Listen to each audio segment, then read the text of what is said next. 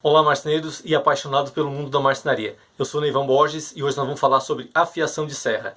A situação que eu quero falar hoje é naquela situação que você compra uma serra nova, usa por um período e ela tem um rendimento muito bom. Você fica muito contente, independente da marca, você já deve ter comprado alguns modelos, correto? Então tá.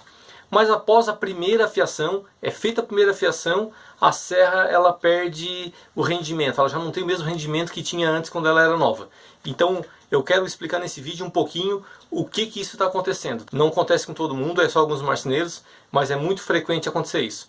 Vamos lá então para nós entender o que está acontecendo. Eu vou desenhar, tá? Eu vou fazer um desenho explicando um pouquinho do que tem acontecido. Tá? Eu faço afiação de ferramentas tem 17 anos, então eu vou mostrar nesse vídeo com alguns desenhos para poder explicar o que está acontecendo com essas serras. Vamos para o desenho então. Nesse desenho eu estou mostrando para vocês uma pastilha que é um dente de que tem na serra. Nós vamos usar um dente como exemplo, que vai acontecer, isso acontece em todos os dentes, mas vamos usar um dente como exemplo. Então segue aqui, ó. Esse desenho que eu tenho é uma pastilha nova, simulando uma pastilha nova. Então ela está pontiaguda, você pode perceber que ela está bem pontiaguda e ela vai fazer o corte perfeito. Então ela está em perfeitas condições. Agora ela já apresenta um leve desgaste, porque você já cortou bastante material, já trabalhou bastante e ela já sofreu o desgaste, né? Então ela já apresenta aqui na pontinha dela, pode observar, ó, bem aqui na pontinha, que ela tem um desgaste, né? Tem um desgaste. Nesse terceiro desenho, o desgaste já aumentou. O desgaste já aumentou porque você continua trabalhando e o desgaste já está maior. Porém, ela continua fazendo o corte visual, o acabamento que você tem, perfeito ainda. Ela ainda está ótima, então não tem problema nenhum. Só que acontece o seguinte, eu sempre faço uma analogia sobre o carro. Você não vai esperar faltar a água no radiador do carro para que você, no caso que ele vai ferver o motor, para depois você botar água. Você faz isso antes. A gente sempre tem aquela preocupação de estar sempre verificando se tem água, se está tudo corretinho, não é verdade? A gente cuida muito bem do carro. Mas na serra acontece algo parecido. O que é isso? É assim, ó. A serra ela deve ser afiada, ela deve ser enviada para um profissional afiar ela antes que ela comece a arrebentar o material.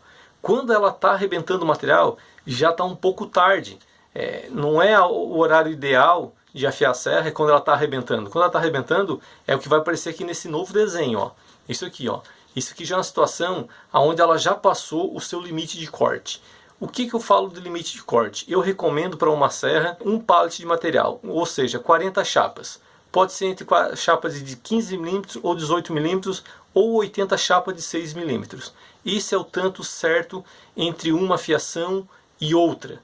Mas se fica complicado para você verificar por tempo assim, no caso em chapas, faça uma ideia de quanto você corta por mês e afie todo início de mês, ou então todo meio de mês, ou então todo final de mês.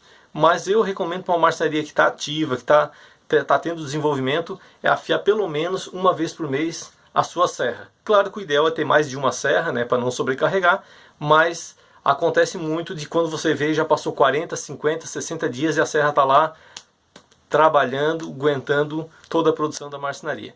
Tá? Então é isso aqui que está acontecendo, acontece esse desgaste na ponta do dente. Então ele acontece na ponta e nas laterais.